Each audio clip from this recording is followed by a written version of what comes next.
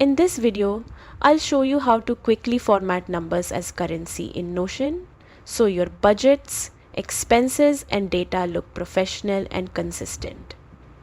Don't forget to like and subscribe for more Notion tips. First, open the database where you want currency formatting. Click Add Property, then choose Number as the property type.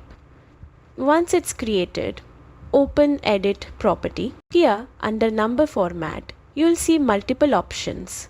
Select Currency, then pick your preferred format, whether USD, Euro, ENR or any other option. Now, whenever you enter a number, Notion will automatically display it with the correct currency symbol, saving you time and reducing errors. That's it.